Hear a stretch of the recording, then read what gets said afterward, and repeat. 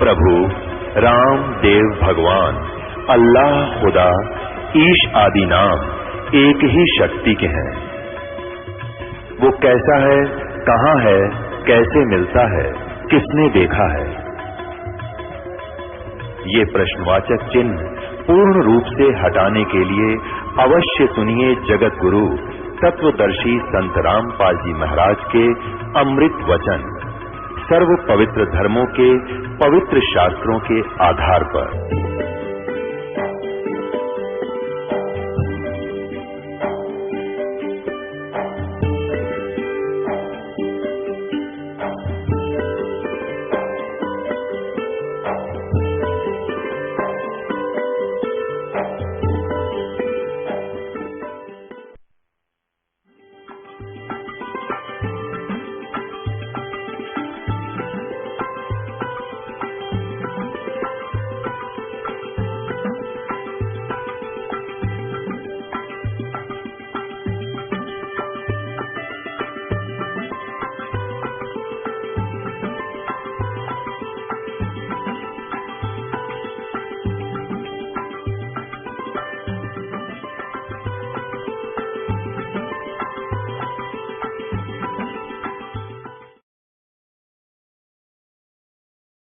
कहने का भाव ये है कि जब तक ज्ञान नहीं प्राणी को तो जीना हराम कर देते हैं। आदमी तो बाहर रहता है, कभी कभी सुनता है, ये बातें टाल जाता है, मन समझा लेता है, लेकिन उस बहन के बस की बात नहीं। अंत में वह इतनी दुखी हो जाती है। और यदि संतान तो भगवान ने देनी है, रो ले चाहे पीट ले, और नहीं भाग में है तो कति नहीं मिला, चाहे 6 ब्याह करवा ले। एक संतान की भी देखे, हम लड़के को मैं तो ज्यादा देते हैं। 10 जूनियर इंजीनियर था, सेवा करता था जब नौकरी इसमें हरियाणा गवर्नमेंट की जूनियर इंजीनियर की। तो उस समय एक कॉन्ट्रैक्टर था, ठेकेदार। वो उस समय लगभग 55 वर्ष की आयु थी उस आदमी की, 55 से भी ऊपर होगा। और उसके 4 लड़कियां थी, लड़का कोई नहीं था। और चारों लड़कियों का विवाह कर रखा, पोते पोतियां लाओ, दोते दोतियां लाओ, हो रहा पुत्र नहीं। तो उसकी पत्नी को किसी ने कह दिया कि तू अपनी बहन का ब्याह करवा दे, इसका पुत्र हो जाएगा। उसने अपनी छोटी बहन से उसका विवाह करवा दिया। उसके कट्ठिए 2 छोरी हुई, 2 लड़की हुई कट्ठिए, जुड़वा। वो खुद बतावा था, ने बोला जी भाग बिना ना मिला कभी। मैंने तो उसका जब ऑपरेशन करवा दिया, फैमिली प्लानिंग का पीछा छुटवा, हो रहा ब्याह। तो भाग में है नहीं तो क्यों पंगे में पांच दे भाई, अब मतलब दुखी करो।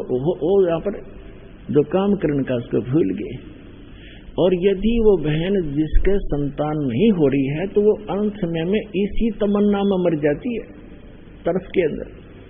और इस काल का इतना गंदा विधान है, अगले जन्म में उसको कुतिया बनाता है।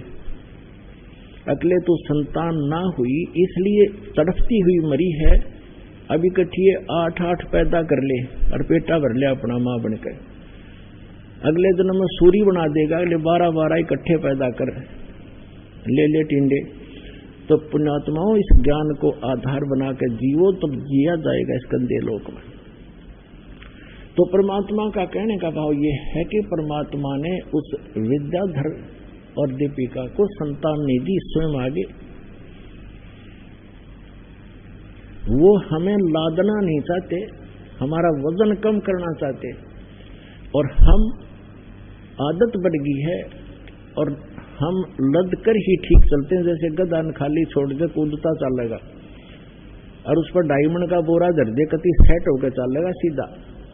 तो हमारी आदत बन गई, हमारे ऊपर ना इतने चारों तरफ से वजन होले, हम सेट नहीं हो सकते। लेकिन जब ज्ञान हमें हो जाएगा फिर हमको लादो चाहे मत लादो, हम सीधा चलेंगे, हम हंस हो जाएंगे। तो इस प्रकार जो परमात्मा हमें बताना चाहते हैं, और यदि आपको संतान है, आपका संस्कार है, आपका कोई कर्जा है लेना देना। जैसे एक समय ये सुखदेव ऋषि थे, और परमात्मा अपने सूक्ष्म वेद में हमें ज्ञान देते हैं। सुखदेव ने 84 भुगती बना पजावे खरवो, तेरी क्या बुनियाद पुरानी, तू पेंडा पंथ पकड़वो। सुखदेव ने 84 भुगती बना पजावे खरवो। सुखदेव ऋषि हुए हैं, 84 लाख योनियों में कष्ट उठाता हुआ गधे की योनि भी उसने भोगा। और गधा जो है, कुम्हार विशेषकर प्रयोग करते हैं गधों को, और पहले पुजावा लगाया करते, जिसको किलन बोलते थे, पुजावे में ईंटें पकाया करते थे। तो गधा वहां ईंटों को नीचे से कच्ची ईंटें ले जाता और पुजावे के ऊपर 30-30, 20-20 फुट ऊंचा हो जाता था। राख वहीं रख देते थे उपलों की, उसके ऊपर ही लगा लेते थे कुम्हार, उस राख को इधर उधर नहीं ले जाते थे। तो 30-40 फुट ऊपर ले जाता, वहां से पक्की तुरंत लाद देते, उसके बोरे पर नीचे छोड़कर जाता, कमर टूट जाती, और फिर आहार करने के लिए जंगल में जाता है वो गधा। तो परमात्मा कहते हैं सुखदेव ने 84 भुगती बना पजावे खर, खर माने गधा, बना पजावे खर वो, और तेरी क्या बुनियाद पुरानी, तू पेंडा पंथ पकड़े वो।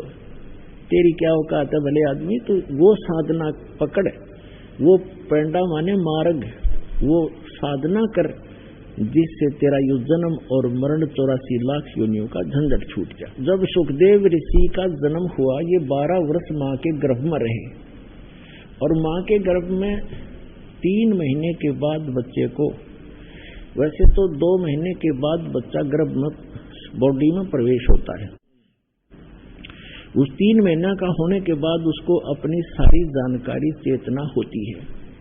मैं कौन था, कहाँ था, क्या क्या दुख मैंने भोगे, अब मेरा उद्देश्य क्या है, कितने अच्छे संस्कारों से मुझे मनुष्य जीवन मिला है।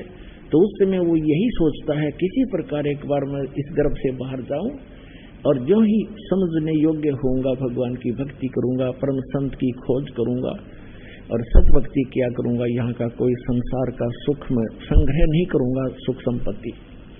लेकिन बाहर आते ही ये तीनों गुण, रजगुण ब्रह्मा, सतगुण विष्णु, तमगुण शिव जी का जो प्रभाव है, ये इसको अचेत कर देता है। कोई चेतना पूर्व जन्म की नहीं रहती, एकाध को रह जाती है, वो थोड़ी बहुत अधूरी सुधूरी सी होती है। तो क्या हुआ, सुखदेव ऋषि जब माँ की गर्भ से बाहर आए, 12 वर्ष की आयु, 12 वर्ष की अंदर ही हो गए थे, लेकिन माँ के गर्भ से बाहर निकलते ही वो 12 वर्ष की आयु एकदम ग्रहण कर गए। इतना शरीर बॉडी बन गया उसको, अंदर इतना नहीं था, बाहर आते ही एकदम उस सफर का हो गया। तो व्यास जी उसके पिता थे। व्यास जी ने इंतजार किया था कि पुत्र होगा, क्योंकि वो ऋषि थे, उनको मालूम था कि गर्भ में पुत्र है। आशा लगा रखी थी, तो उठकर चल पड़ा। सुखदेव ऋषि माता पिता की ओर देखा भी नहीं। तो व्यास जी ने, वेद व्यास जी ने कहा कि बेटा सुखदेव, मुझे तेरे दर्शन तक कर लो, तेरी शकल तक देख लो, मैंने 12 वर्ष इंतजार किया तेरा। तो वो पीछे नहीं मुड़कर देखता है और चलते चलते कहता है कि ऋषि जी, ना जाने कितनी बार आप मेरे पिता बने हो और ना जाने कितनी बार मैं तेरा पिता बना हूं। ये तो बुरा झंझट है। अब क्या मैं अपना पीछा छुटवाऊंगा, मुश्किल से मानव शरीर प्राप्त हुआ है। तो वहां सुखदेव ऋषि ने कहा कि एक लेवा एक देवा दूतम, और कोई किसी का पिता नहीं पूतम। ये तो ऋण संबंध जुड़ा एक ठाठा, अंश में सब 12 बाटा। एक लेवा एक देवा दूतम, आपका कोई लेन देन उलझा हुआ एक दूसरे के साथ। तो एक लेने वाला है, एक देने वाला है। जैसे आप देखते हो, पिता सारी उम्र कमाता है, खूब मेहनत करता है, पैसे इकट्ठे करता है, पुत्र ऐसा निकम्मा पैदा हो जाता है, वो उस पैसे को खर्च करता है, शराब पीता है, काम का हाथ नहीं लगाता। पिताजी काम की कार्य के लिए कहता है तो नाराज हो जाता है, लड़ने को दौड़ता है। तो वो क्या है कि उस पिता ने कभी उस पुत्र का कोई कर्ज लेकर दिया नहीं, उसका कोई पैसा मार रखा उसने, वो लेगा, अपना पूरा करेगा। और कई ऐसे देखे हैं जैसे लड़की का विवाह कर दिया, खूब शान शौकत में पैसे खूब दान कर दिए, करते ही हैं जैसे करते रहे हैं, और फिर 6 महीने के बाद पुत्री की मृत्यु होगी, तो वो दामाद बनकर आया था, वो पिछले जन्म का मांगा था, उसका उधार थी, वो देना पड़ा उसने। तो पुण्यात्माओं, यहाँ इस बात को आप पक्की समझ लेना, ये कोई डूम बाट के गीत नहीं है और कोई स्वार्थवश कोई कथा सुनाई नहीं जा रही है। ये परमार्थ है और यथार्थ ज्ञान है, ये गॉड गिवन स्पिरिचुअल नॉलेज है। इस पर 100% विश्वास करना। और जो भी आपका लेन देन है, कर्ज है, अब जैसे हम अपने सतर से किसी का कर्ज उतारने की चेष्टा करते हैं तो वो अपने हिसाब से उतरे तो उतरे, ना भी उतरे। और जब हम समर्थ की शरण, कोई सेठ की शरण ले लें और उसको हम अपना दुखड़ा रोते हैं तो वो उसको कहता भी ठीक है, यहाँ मजदूरी कर मेरा, और जिसका कर्जा तू दे दे, ले पैसे दे। जहाँ 20 का कर्जा था उसे एक ने तार दिया और उसे एक का रह गया, और वहां तनख्वाह भी अधिक दे रहा है तो जल्दी मेरे से भी क्लियर हो जाएगा।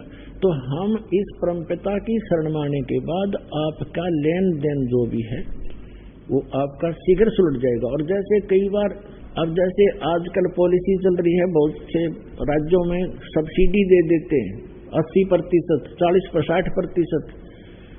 जैसे लोन आपका कर्जा है 1 लाख रुपया, 60,000 माफ कर दिए, 40 रह गया। और कुछ ऐसे भी अच्छे राजा होते हैं जो अपनी प्रजा का कर्जा ही माफ कर देते हैं कि आगे तुम ठीक चलियो और पिछला कर्जा माफ, तो हो गया ऋण मुक्त। तो इसी प्रकार ये समर्थ परमात्मा कबीर जी आपके पिछले जो लेन देन सबको माफ कर देगा। और आपके जो पुत्र पुत्री आए हैं, पिता बनकर आए हैं, पत्नी बनकर आए हैं, बेटा बेटी बनकर आए हैं, उनके संस्कारों के जो कर्जे हैं वो मालिक माफ करके कैंसिल कर देगा, और उनको भी धनी करेगा भक्ति का, उनका भी पूरा अकाउंट कर देगा और आपको बहुत आसानी से सुलझा देगा। तो यहाँ परमात्मा कहते हैं, एक लेवा एक देवा दूतम, और कोई किसी का पिता नहीं पूतम, ये ऋण संबंध जुड़ा एक ठाठा, अंत में सब 12 बाटा। तो कहने का भाव ये है कि जो प्रसंग चल रहा था उसको क्लियर करने के लिए आगे तभी हम चल सकेंगे और आपको इस मार्ग पर तभी रोक सकेंगे जब आपके सारे संशय दूर होंगे। तो इससे लगभग आपका सारा कंसेप्ट क्लियर हो गया होगा कि संतान है, कोई बुरा नहीं, वो तो आपका संस्कार उलझा हुआ है, आप ना चाहोगे तो भी होगी होता है, और जिनका संस्कार नहीं है वो चाहेंगे तो भी नहीं होगी। तो हमारा चाहा ना तो होता है और ना ही हमारा किया होता है। यह भी भूल हमारे अभी तक लगी हुई थी कि मैंने मेहनत की तो कोठी बना दी। मेहनत तो मजदूर आपसे घनी करता है। जो एक सेठ है वो तो सारा दिन एक बैठा रहे दुकान पर, मजदूर सारा दिन मेहनत करता है और उसको तो 100 रुपये मुश्किल से मिलते हैं, 200 रुपये, और वो मनमाना 5,000 का 10,000 का रोजाना अकाउंट करता है। तो मेहनत भी चाहिए, लेकिन केवल मेहनत से बात नहीं बनेगी। परमात्मा साथ होगा तो मेहनत सफल होगी, थोड़े में घना लाभ होगा। जैसे आपको बताया है कि जैसे एक तो हाथ से आटा पीसते हैं चक्की से, और फिर पावर का कनेक्शन हो जा, वह चक्की लगा ली पावर वाली, ना तो हाथ लाना, एक बटन दबाना, कट्टा कट मिनटा पीस करे। तो वो पावर से जो काम होगा वो हाथ से मैनुअली थोड़ा होगा। इसलिए जब परमात्मा की पावर का कनेक्शन आपको मिल जाएगा तो आपके जो आम संस्कार हैं वो भी बहुत अच्छी तरह परमात्मा हल्के करके उनको आप ही वहन करेगा। परमात्मा की पावर से सब ठीक हो जाएंगे। तो इसलिए हमने वो पावर मिली नहीं थी।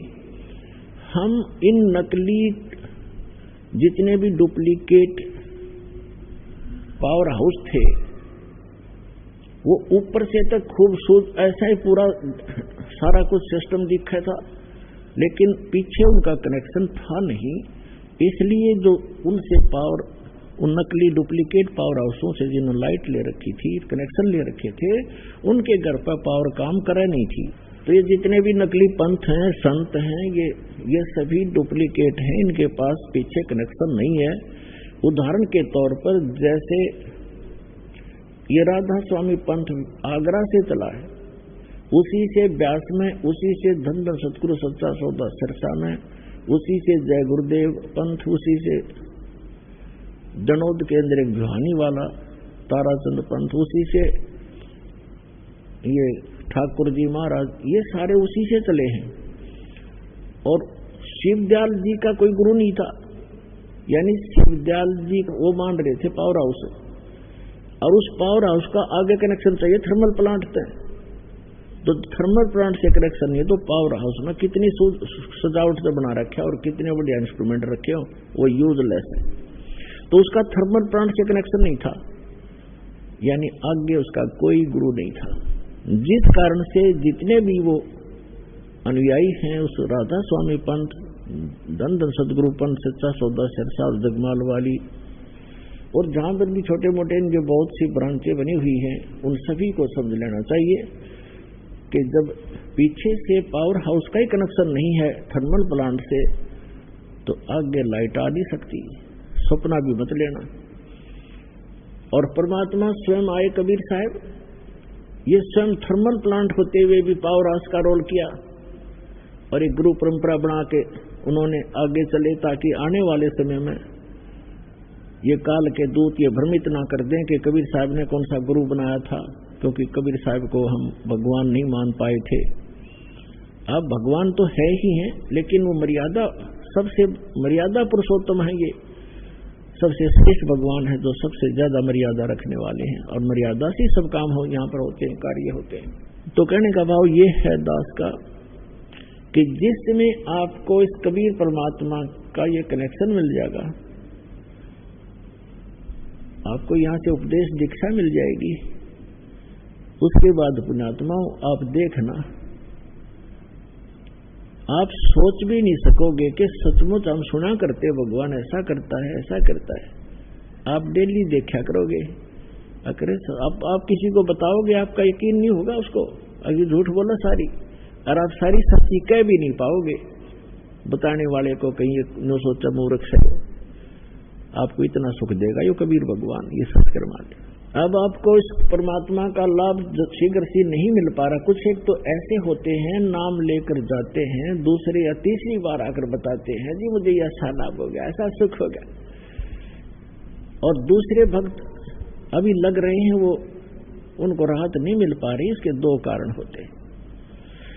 एक तो कारण ये होता है, परमात्मा कहते हैं धीरे धीरे रे मना, धीरे सब कुछ होवे, माली सींचे सो घड़ा, ऋतु आए फल होवे।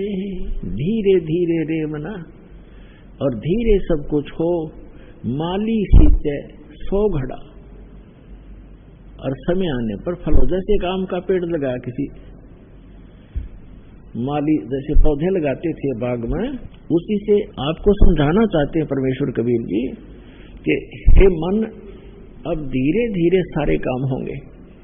जैसे एक माली पौधा लगाता है, छोटा सा पौधा होता आम का, उसमें सैकड़ों घड़े पानी के डालता है, यानी 10 वर्ष 5 वर्ष, आजकल थोड़े जल्दी हो जाते हैं, 4-5 वर्ष लगा लो, तो पहले 10 वर्ष, लगभग 10-12 वर्ष के बाद आम का फल, पेड़ बड़ा होता था और फिर फल से लदपद हो जाता था, इतना फल लगता था, आप भी खा लेते थे, अचार भी डाल लेते थे, पड़ोसी भी, साथ वाले भी, मोहल्ले वाले भी तोड़ ले जाते थे, रिश्तेदारों में कभी रखा करते गठड़ी बांध के, तो भी समाप्त नहीं होते।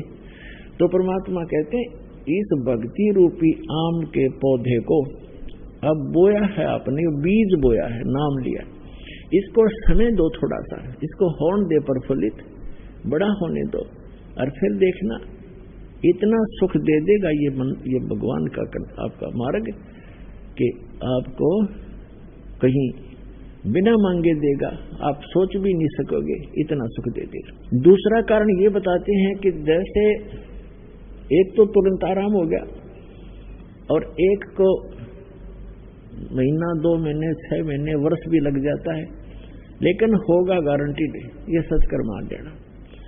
अब क्या बताते हैं, जैसे एक रोगी है, दोनों एक ही रोग से ग्रस्त हैं, अब दोनों ही एक रोग से ग्रस्त हैं, दोनों के एक जैसी बीमारी है।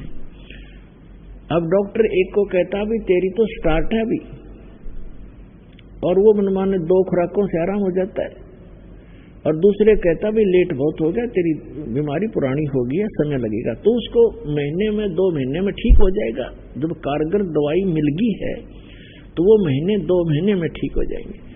तो दूसरा आपको उदाहरण दें कि जैसे एक तो कपड़ा थोड़ा मैला हो, कुर्ता पजामा, तो वो एक ही बार के साबुन लगाने से स्वच्छ हो जाता है। एक ज्यादा मैला हो गया हो तो उसको 2 बार भी 3 बार भी लाना पड़ जा, और जब जाकर ड्राई क्लीन भी करनी पड़ जाती है तब जाकर स्वच्छ होगा। तो हमने युगों युगों से अपने अंतःकरण को मैला मलिन कर रखा है। इसमें बहुत से संस्कार जमा हैं जो वहीं से अंकुरित होते, और फिर भगवान की भक्ति मिली है। आपको ये साबुन और तेल मिला है सत्साधना का, अब शुरुआत करे रहो। किसी का तो एक ही बार में ठीक हो जाएगा, किसी का फिर कुछ समय के उपरांत होगा अवश्य। और तीसरा कारण ये है कि क्या बताते हैं, सतगुरु के दरबार में कमी काहे की ना, हंसा मोज नहीं पावता तेरी चूक चाकरी मां। इस सच्चे दरबार में, इस कबीर परमेश्वर के दरबार में, परमात्मा की शरण में किसी भी चीज की कमी नहीं। इस कबीर परमात्मा के डिक्शनरी में इम्पॉसिबल वर्ड नहीं है, ये वो समर्थ परमात्मा है। कहते मासा घटे न तिल बधे विद ना लिखे जो लेख, और सच्चा सतगुरु मेट कर ऊपर मारे बेख। अब आपके जो भाग्य में, प्रारब्ध में, किस्मत में जो लिखा है उसको कोई नहीं समाप्त कर सकता, आपको भोगना ही पड़ेगा। कौन नहीं कर सकता? जैसे श्री ब्रह्मा जी, श्री विष्णु, श्री शिव जी, और ये ब्रह्म जिसको सरपुरुष कहते हैं, और परब्रह्म अक्षर पुरुष, ये भी आपके प्रारब्ध की, आपके लिखी किस्मत को मिटा नहीं सकता, प्रारब्ध को समाप्त नहीं कर सकता। सुख है तो सुख मिलेगा, दुख है तो दुख मिलेगा। और जैसे आप पुण्य पाप कर रहे हैं वो अलग से संग्रहित होते चले जाएंगे आपके, जैसा कर्म करोगे वैसा ही मिलेगा। और परम अक्षर ब्रह्म सत्य पुरुष कबीर भगवान की शरण में जब आप आ जाओगे, आपके पाप कर्मों का नाश कर दिया जाएगा और शुभ शुभ शेष रह जाएंगे, आगे शुभ प्रारंभ हो जाएंगे। अब जैसे पहले किसान को ये औषधि प्राप्त नहीं थी, अब औषधि का एक खोज होगी है, डिस्कवरी होगी है कि ऐसी औषधि डाल दी जाती है फसल में जो घास को खत्म कर देती है, पौधा सुरक्षित रह जाता है। तो वो औषधि विद्यमान तो थी, वो गुण तो, वो मटेरियल तो सारे ही पदार्थ थे, लेकिन वो बनाने वाला नहीं था। अब वो बनाने वाला मिल गया, वो बना ली। तो इसी प्रकार परमेश्वर कबीर जी ने ये जड़ी बहुत पहले बनाकर रखी हुई थी, और हमारे कबीरपंथी भी इसको नहीं समझ सके, जिस कारण से हम अभी तक वही कर्म फल ही भोगते रहे। तो अब दास को दे दी वह औषधि जो आपके पापों का नाश कर सकती है आपके, क्योंकि दुख पाप से होता है। अब जो कष्ट आते हैं वो पाप के कारण आते हैं, और पाप नाश ही हो गया इस भक्ति से, फिर कष्ट कहां से आएंगे? जब कांटे से दुख होता है, फसल में कांटेदार झाड़ियां उग जाती थी, और वो दवाई ने वो पहले खत्म कर दी स्टार्ट से ही, बड़ी थी वो भी जला दी तो कांटे नहीं रहे, तो नुकसान और हानि कहां से होगी? दर्द नहीं होगा। इसी प्रकार पुण्यात्माओं, इस समर्थ की शरण में आने से कहते हैं कि सतगुरु के दरबार में कमी काहे की ना, और हंसा मौज नहीं पावता तेरी चूक चाकरी में। अब कहने का भाव यह है कि यदि आपको लाभ नहीं हो रहा तो आपकी कोई मर्यादा में भंग है, या आपकी श्रद्धा ठीक नहीं बनी, आपकी चाकरी में चूक है, आपकी श्रद्धा या सेवा भक्ति में कोई त्रुटि बनी है। विचार कीजिए, जैसे एक ही खंभे से, एक ही ट्रांसफार्मर से और 10, 20, 50 घरों को, परिवारों को कनेक्शन मिला हुआ है, अन्य के पंखे चल रहे हैं, मोटर चल रही हैं, कूलर चल रहे हैं, और एक का नहीं चल रहा है, तो उसका कोई कनेक्शन लूज हो लिया या कट चुका है किसी कारणों से, उसकी वेरीफाई करो क्यों, किस कारण से कनेक्शन कटा, हमारे घर ये पावर क्यों नहीं आई, और पावर भी पहुंची हुई है तो आपके कोई पंखे या कूलर में डिफेक्ट है, आपकी फिटिंग में डिफेक्ट है, उसको ठीक कराइए। तो इसी प्रकार इस परमात्मा से उपदेश दीक्षा लेने के बाद आप जी मर्यादा जरूर अवश्य निभाएं। कबीर साहब कहते हैं, जब तक हंसा हमरी आना, काल लगे ना तेरा बाणा। पग पग पर यो तक तक मारे, काल अचानक बाना। अब क्या बताते हैं कि यो काल पग पग पर अचानक दुर्घटना कर देता है, कोई हानि कर देता है, जब इसका संस्कार हानि का होता है। और जब हम परमात्मा की शरण में आ जाएंगे और मर्यादा में रहेंगे, तो परमात्मा कहते हैं, जब लग हंस हमारी आना, ये पुण्यात्मा, ये हंस हमारा भक्त जब तक हमारी आन माने मर्यादा में, आन कान में हमारी मर्यादा में रहेगा, और तब लगे न तेरा बाना। काल को कहते हैं कि हे काल, जब तक मेरा हंस मेरी मर्यादा में है, तू अटैक नहीं कर पाएगा। तो हमने मर्यादा को बहुत महत्व देना पड़ेगा, परमात्मा कहते हैं। अब परमात्मा क्या बताते हैं कि जैसे ये मर्यादा आपकी इतनी कंपलसरी है, जो दास आपको नियम बताता है, जैसे सीता जी के बारे में श्री रामायण के अंदर आपने बहुत बार सुना है कि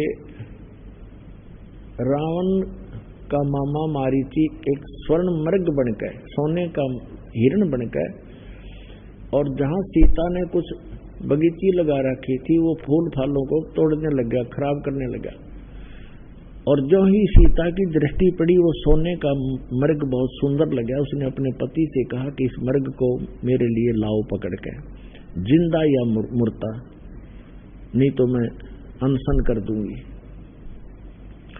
अब राम विवश हुए और लक्ष्मण को कहकर चल पड़े कि ये मैं लाता हूं, इसको जहां तक मैं प्राप्त होगा तू मत आना, और यहाँ सीता की सुरक्षा रखना, जंगल का काम है। श्री राम वाण लेकर चल पड़ा। मृग आगे चल के बहुत दूर ओजन हो गया, काफी दूर निकलकर वहां से आकाशवाणी कर दी, हाय भाई मर गया, हाय भाई मर गया। तो लक्ष्मण और सीता ने दोनों ने सुनी आवाज। तो सीता ने कहा कि तेरे भाई आपत्ति में है, आप जाइए और उसको बचाइए। लक्ष्मण ने कहा कि ये कोई जाल है, मेरे भाई पर कोई आपत्ति नहीं हो सकती, आपको पता नहीं है उनके सामर्थ्य का। लेकिन वो नहीं मानी और उल्टी सुल्टी कुछ उठपटांग बातें कह दी कि तेरे मन में दोष है, तू चाहता वो मर जाए, मुझे पत्नी बनाना चाहता है, तो इसलिए नहीं जाना चाहता। इससे दुखी होकर वो सूरवीर कहने लगा कि माता ठीक है, आज तक ये मन में दोष भी नहीं था, पर आपने गलत बात बोल दी। पर एक काम करना, हम ये एक मंत्र बोलकर रेखा खींच कर जाता हूं, इससे बाहर मत जाना, तुझे बाहर जाएगी तो हानि हो जाएगी। वो चला गया, पीछे से रावण आ गया। वो तो इंतजार थी कि ऐसे ऐसे बनेगी, उठा के लानी थी उसको, तो उसको पता नहीं था कि रखा ऐसी खींच रखी है। तो रावण आया साथ दो रूप बनाकर भिक्षा लेने के लिए। पहले उसने आवाज लगाई कि माई भिक्षा दो। सीता ने कहा जी यहाँ आकर ले जाओ झोंपड़ी के पास, कुटिया के पास। रावण आने लगा तो उसमें से एकदम ऐसी लपट निकली कि 10 कदम पीछे गया, और फिर कहा कि आप यहाँ बाहर आकर के भिक्षा दे दो, भिक्षा दो, नहीं तो आपने तो मुझे मरवा दिया था। ये पता नहीं कितनी भयंकर रेखा है, कैसी। तो सीता जी ने सोचा क्या फर्क पड़ा है, अभी आटा देकर वापस आ जाऊंगी, अभी भिक्षा डालकर अभी आ जाते हो। अब वो जरा सी उससे बाहर निकली रेखा से, और उसने पकड़ दी बाजू, यहां से घेर ली कमर पर, लंका में पटगी जाकर। अब वो मूर्ख थे जो यूं कह गए थे इससे बाहर मत निकलना, ना तो हानि हो जाएगी। वो पागल थे।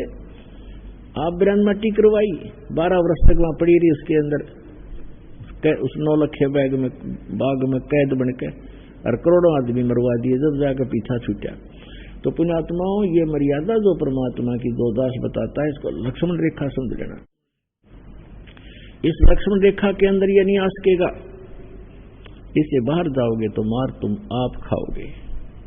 तो परमात्मा कहते हैं जब लग हंसा हमरी आना, और काल लगे नी तेरा बाणा। मर्यादा भंग होकर के भी आप अपनी हानि उठा सकते हो, और आपको लाभ भी बंद हो जाएगा। उसके लिए तरीका है कि वापस आइए और अपना नाम खंडित है, उसको कनेक्शन को दोबारा सुचारू करवाइए। भविष्य में बहुत सावधानी बरतिएगा। देखो जैसे कई भक्त नाम ले गए और नाम खंड हो गया, ठीक है, कोई बुरा संस्कार अभी था नहीं आपका तो हानि नहीं हुई, पता लग गया दोबारा जुड़वा लीजिए, अगर सावधान रहिए। और कई भक्त ऐसे हैं दीक्षा ले गए, नाम खंडित हो गया, उधर से कोई संस्कार ऐसा खराब आ गया, नाम खंडित हो गया। आम व्यक्ति तो समझता है कि नाम लेकर आया था ये, इसको देखो ये हानि हो गई, लेकिन उनको ये नहीं पता और स्वयं को भी नहीं पता कि ये लक्ष्मण रेखा लांघ चुका है, इसलिए इसको हानि हुई है, अन्यथा हो ही नहीं सकती, नहीं तो भगवान का विधान फेल हो जाएगा। तो इसलिए आपने यह सावधानी बरतनी पड़ेगी। अब क्या बताते हैं परमात्मा, 100 वर्ष सतगुरु की पूजा, एक दिन आन उपासी, वो अपराधी आत्मा पड़े काल की फांसी। 100 वर्ष तो सतगुरु की पूजा, 100 वर्ष तक सतगुरु ज्ञानी गुरु जी के अनुसार साधना करता रहे, और एक दिन आन उपासना कर ली, आन शास्त्र विधि को त्याग कर जो मनमाना आचरण वो कर लिया जो पहले करते थे आप, तो कहते हैं वो अपराधी आत्मा फिर पड़े काल की फांसी। अब क्या होगा, कैसा बुरा बनेगा आपके साथ। जैसे आप जी ने दीक्षा ले ली, 1 वर्ष 2 वर्ष 4 वर्ष आपने साधना कर ली, और फिर कोई ऐसी बात आ गई, आपका नाम खंडित हो गया, लोक लाज में आके आपने नाम खंडित कर दिया और आन उपासना शुरू कर दी और ये पूजाएं छोड़ दी, तो फिर आपके साथ क्या बनेगी कि आपको फिर भी लाभ हो रहे होंगे, आप इस नाम को त्याग दोगे, साधना भी बंद कर दोगे। नाम खंडित हो गया तो साधना ये करते भी रहना कोई लाभ नहीं होगा। जैसे कनेक्शन कट गया और बटन दबाते रहो, स्विच ऑन करते रहो, सारे से सारे पंखियों के भी, कूलर के भी, मोटर के भी, आपको भ्रम है कि लाइट चलेंगे नहीं। वो पहले तो आपने जब नाम त्याग दिया, कनेक्शन कट गया, ऑटोमेटिक है भगवान का मार्ग, इसमें किसी की सिफारिश की आवश्यकता नहीं। तो आप ये सोच रहे हो कि मैं भक्ति भी कर रहा हूं और दूसरी भी सब शुरू कर दी और बूटी शूटी भी लानी शुरू कर दी और सब मर्यादा लांघ दी, तो और फिर भी हानि नहीं हो रही आपको, आपका और हौसला बुलंद होता चला जाएगा, दुर्भाग्य होगा आपका। वो कारण क्या होगा कि 2 वर्ष 4 वर्ष जो आपने विधिवत साधना करके जो पुण्य इकट्ठे कर लिए वो आपके संग्रहित होंगे, आपकी बैटरी चार्ज होगी इन्वर्टर की, और आगे चार्जर खत्म हो गया, कनेक्शन रहा नहीं, लाइट आपके पास है नहीं, चार्जर काम कर नहीं रहा, तो उस समय भी आप अपने पंखे चल रहे हैं, ट्यूब जग रही है, कूलर भी चल रहा है और आपको नो प्रॉब्लम। और जिस समय वो पिछला संग्रह किए हुए पुण्य आपके समाप्त होंगे, जो 4 वर्ष 3 वर्ष 2 वर्ष 5 वर्ष भक्ति सत करी थी इस दास के से उपदेश प्राप्त करके, तो वो आपका संग्रह पुण्य चलते रहेंगे और वो इतने भी चल सकते हैं कि आपको हो सकता है इस जीवन में भी कोई दुख ना हो,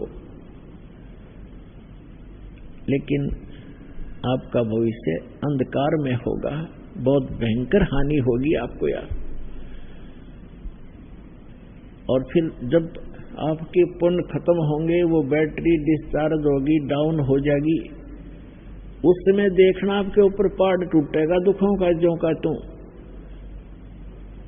फिर वो कोई भी सब सुविधाएं समाप्त हो जाएंगी, क्योंकि आगे चार्जर आपका था नहीं, तो उसका भी फिर विकल्प है, फिर चार्जर लगवाना ही पड़ेगा, तभी वह बैटरी फिर संग्रह होगी, ना तो गया काम था। ये दास बहुत पहले से कहता रहा है, जैसे क्योंकि पहले तो ज्ञान नहीं था और शुरुआत सन 1994 से दास दीक्षा देना प्रारंभ कर रखी है गुरुदेव के आदेशानुसार,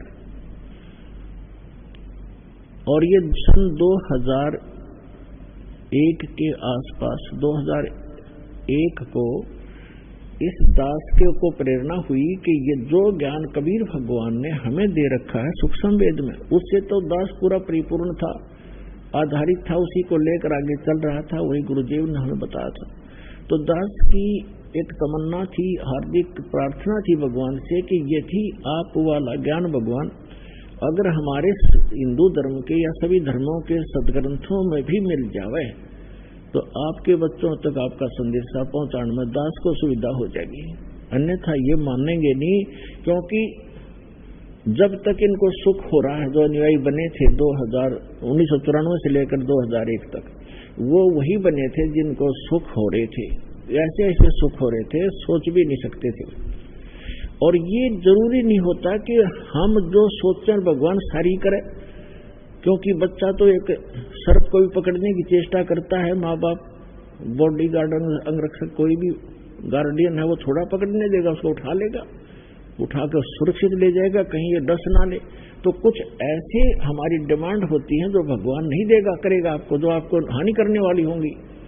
जैसे मान ले किसी ने कोई बिजनेस शुरू करना है और आपकी पूरी टारगेट बन गया, यू करूंगा, और भगवान आपको सहयोग नहीं दे पा रहा है, तो समझ जाना चाहिए कि इसमें आपको हानि होगी आगे चल के, और आप उसी से विमुख हो जाते हैं। मैंने ये काम किया, मेरा कोई फल उसको सफल नहीं हुआ, वो सफल होने में आगे तुझे ज्यादा हानि हो जानी थी, इसलिए ना होने दिया उसने, तो वो छोड़ जाएगा नाम को। तो कहने का भाव ये था, ऐसे बहुत से चले गए जिनको 6 सुख दिया, और एक जिसने वो चाह रहा था और भगवान नहीं चाह रहा था उसको देना, वो नहीं दिया, तो वो 6 सुख भूल के उस एक दुख को लेकर चला गया। लेकिन 1 वर्ष 2 वर्ष 4 वर्ष जो उसने भक्ति की, दान किया, सेवा की, पाठ करवाया, वो तो संग्रहित हो गए। उसके बाद वो वहां से जाने के बाद वो काम तो चले, चाहे उसका हुआ ना हुआ, पर और ठीक होते रहे। तो उसका दुर्भाग्य था, उसको ये महसूस नहीं हुआ कि तेरा कनेक्शन कट गया, और ये पुण्य जो संग्रह तू कर लिया, ये 1 वर्ष 2 वर्ष 4 वर्ष 10 वर्ष भी चल सकते हैं, लेकिन आगे क्या बनेगा ये ज्ञान नहीं था। अब ये दास देख रहा है, तो 10-10 वर्ष 15-15 12-12 वर्ष हो गए, नाम त्याग गए, 2-2 वर्ष 3-3 वर्ष 4-4 वर्ष साधना करके छोड़ गए।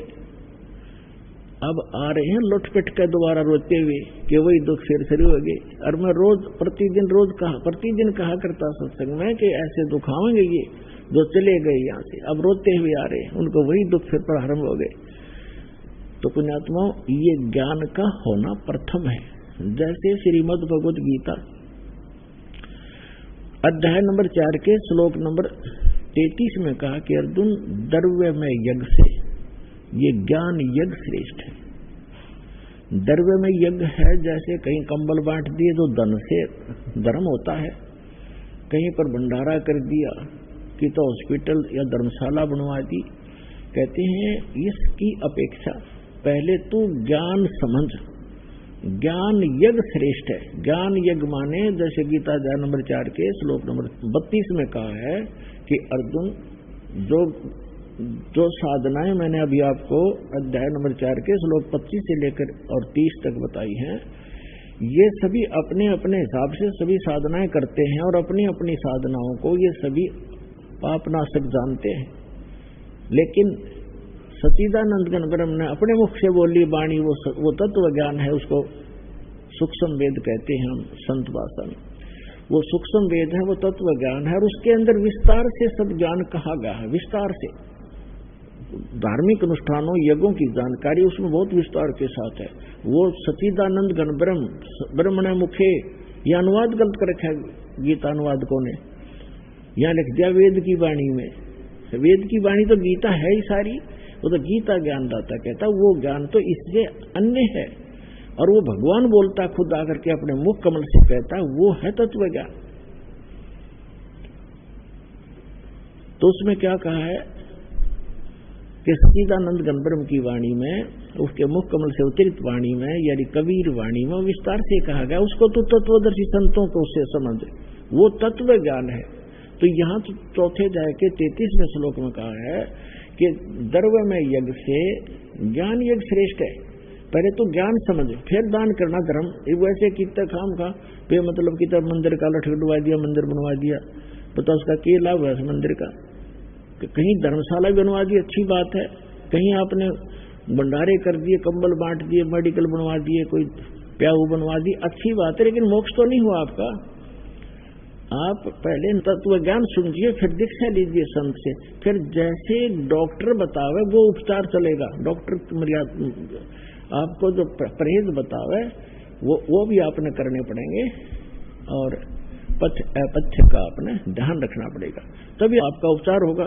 तो इसी प्रकार आपने सबसे पहले ज्ञान समझना चाहिए, और ज्ञान समझ के उसके बाद फिर अपना सत भक्ति जैसे गुरु जी बताएं वैसे करने से ही आपको लाभ होगा।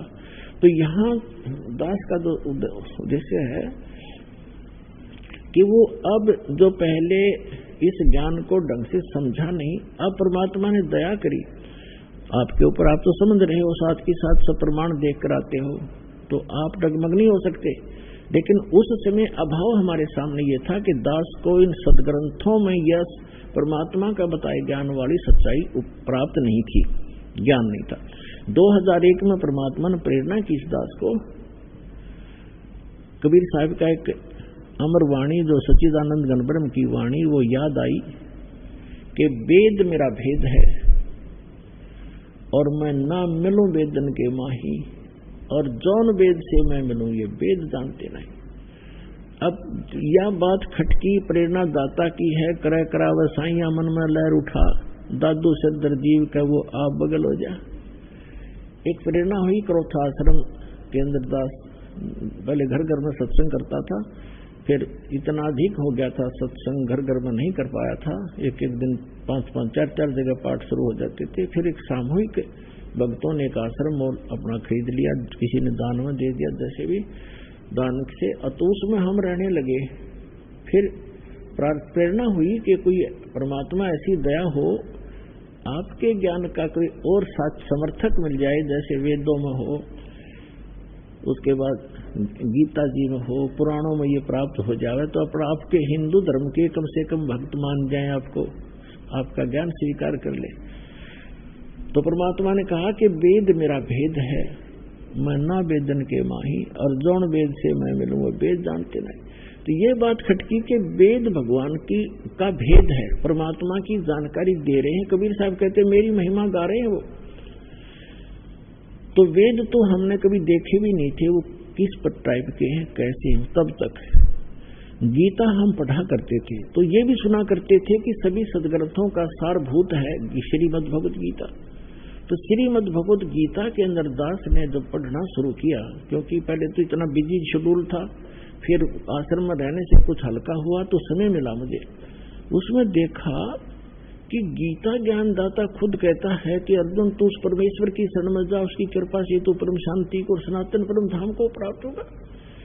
दास की ऐसी सचीथी होगी जैसे भूखे न भोजन मिल जाए, निर्धन न धन मिल जाए, ऐसी सचीथी होगी।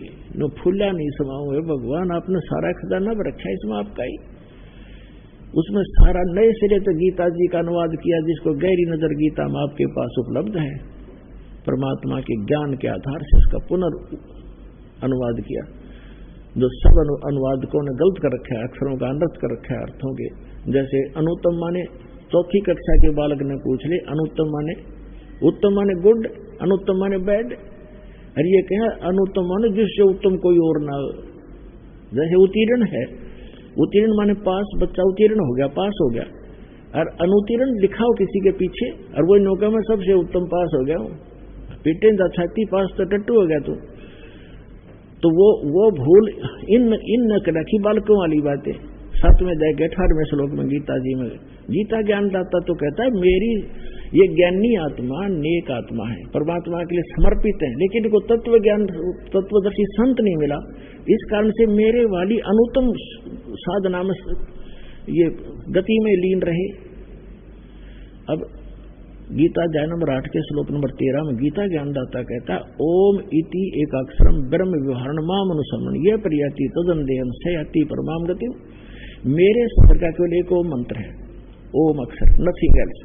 और उच्चारण करके सिमरण करता हुआ जो अंतिम सांस शरीर छोड़कर जाता है, वो इस ओम से मिलने वाली परम गति को प्राप्त होता है। ओम ब्रह्म का मंत्र है।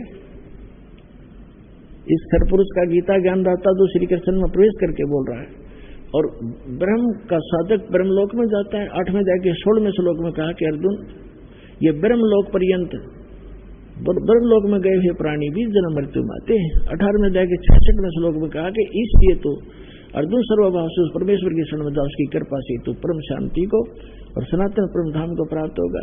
15वें अध्याय के 4थे श्लोक में कहा कि तत्वदर्शी संत की प्राप्ति के पश्चात परमेश्वर के उस परम पद की खोज करनी चाहिए, जहां जाने के बाद साधक फिर कभी जन्म मृत्यु में नहीं आते। और गीता अध्याय नंबर 2 श्लोक नंबर 12, गीता अध्याय नंबर 4 श्लोक 5 और 9 में, गीता अध्याय नंबर 10 श्लोक 2 में ये स्पष्ट कहता है गीता ज्ञानदाता, तुम तेरे और मेरे बहुत जन्म हो चुके, तू नहीं जानता। अब जब तक जन्म मृत्यु है, जैसा कर्म वैसा ही भोगना ही पड़ेगा इसकी शरण में रहने से, तो सुख काहे को। तो यहाँ तीसरी बताया है कि टुणक जैसे ऋषि,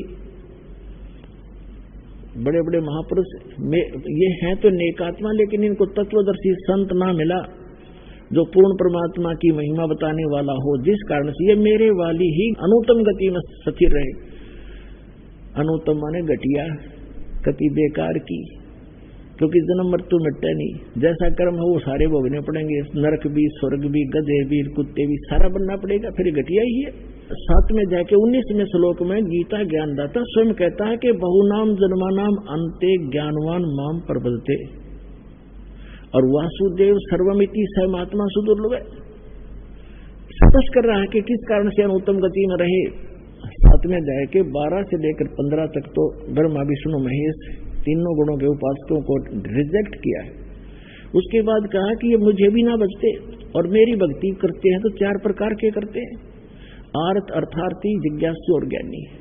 उन तीनों को भी रिजेक्ट करता है ये, आर्त, अर्थार्थी और जिज्ञासु को। उत्तम ज्ञानी जो है वो ज्ञानी श्रेष्ठ है, और उस ज्ञानी को तत्वदर्शी संत ना मिलने से फिर कहता है मेरे वाली ही घटिया अनुत्तम गति में स्थित रहे।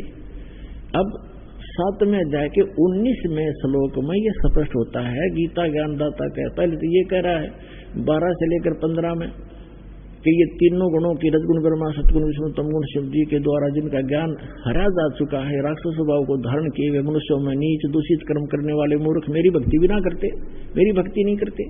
अपनी कैसे हम कहता कि 4 प्रकार की करते, और उसमें बताया दिया ज्ञानी ही मुझे पसंद है, ज्ञानी को मैं अच्छा लगता हूं क्योंकि वो अनुपासना नहीं करते, मनुष्य जीवन का मूल उद्देश्य समझकर वो साधना करते हैं, लेकिन वो रह गए मेरे वाली अनुत्तम गति में।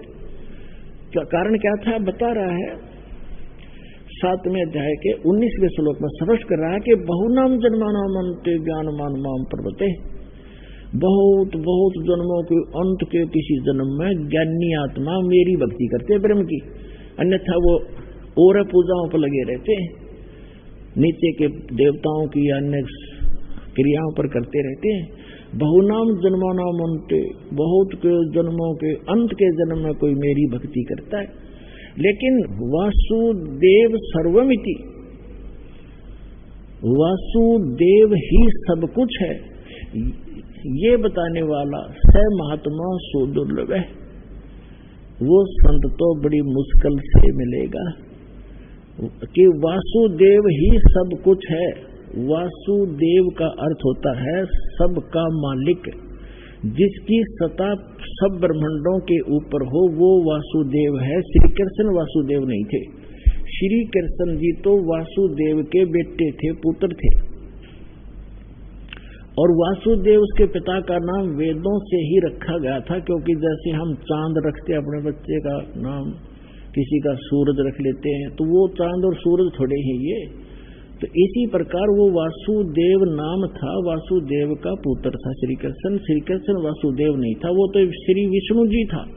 श्री विष्णु जी थे, और विष्णु जी केवल एक ब्रह्मांड में 3 लोक पर, पृथ्वी लोक, पाताल लोक और स्वर्ग लोक पर केवल एक विभाग का प्रभु है, स्वामी है, मालिक है, ये वासुदेव नहीं है।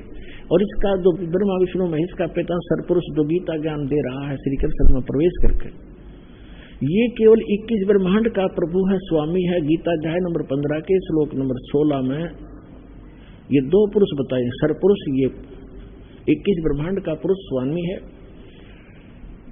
और 7 संग ब्रह्मांड का अक्षर पुरुष है, वो भी वासुदेव नहीं, केवल इतना ही स्वामी है, इतना ही व्यापक है, इतना ही वो वासुदेव है। और 15वें अध्याय के 17वें श्लोक में कहा कि उत्तम पुरुषत्व अन्य परमात्मा इति उदाहरते, यह लोक चरम अविश्य विवर्ती अवेश्वर। वो तीसरे नंबर का जो परम अक्षर ब्रह्म 8वें अध्याय के तीसरे श्लोक में जिसके विषय में कहा है वो परम अक्षर ब्रह्म है, वो है वास्तव में वासुदेव। और वही गीता ज्ञानदाता कहता है कि अर्जुन तू सर्वभाव से 18वें अध्याय के 62वें श्लोक में सर्वभाव से उस परमेश्वर की शरण में जा, उसकी कृपा से तो परम शांति को सनातन परम धाम को प्राप्त होगा।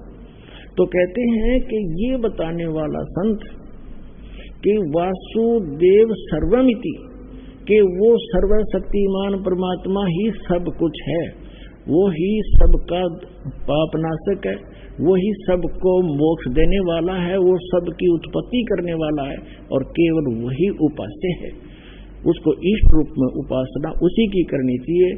तो ये बताने वाला संत तो बड़ी मुश्किल से मिलेगा। तो इन्होंने बैठा रखा था सारा। अच्छा, गीता अध्याय नंबर 18 के श्लोक नंबर 62 में स्पष्ट किया कि तू सर्वभाव से उस परमेश्वर की शरण में जा। अरिय ज्ञानी अनाड़ी हमारे गुरु धर्मगुरु कहते हैं ना, अपने विषय में कह रहा आजा, कोई बात ही। फिर जान का क्या अर्थ था, जो आजा बैठी हो तू सुखी शरण में था, वो खुद पहले ही था।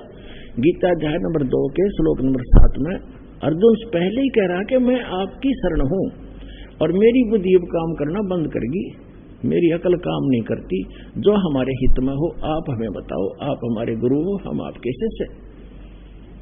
अर्जुन कह रहा मैं तो आपकी शरण पहले ही हूं। तो यह 18वें अध्याय के 66वें श्लोक में ये विचलित हो गए। उसका मूल संस्कृत मूल पाठ ऐसे है कि सर्वधर्मान प्रीतज माम एकम शरणम वर्ज अहम तवा सर्व पापे भव मोक्षामि मा शुचि। अब गीता ज्ञानदाता कहता है कि मेरे सतर की जो साधना तू कर रहा है, 17वें अध्याय के 23वें श्लोक में 3 पुरुषों की भक्ति है, सत्पुरुष, अक्षर पुरुष और परम अक्षर पुरुष की। ओम तत्सत इति निर्देश है ब्रह्मणा त्रिवेद समर्थ है, ब्राह्मणा तेन वेदा च यगा विहता पुरा। ओम तत्सत, ओम इस सत्पुरुष का ब्रह्म का है और तत् ये सांकेतिक है, सत भी सांकेतिक है। ये तत् है अक्षर पुरुष का मंत्र है और सत भी सांकेतिक है, जिसको सार नाम कहते हैं। ये परम अक्षर पुरुष का उस पूर्ण परमात्मा का मंत्र है।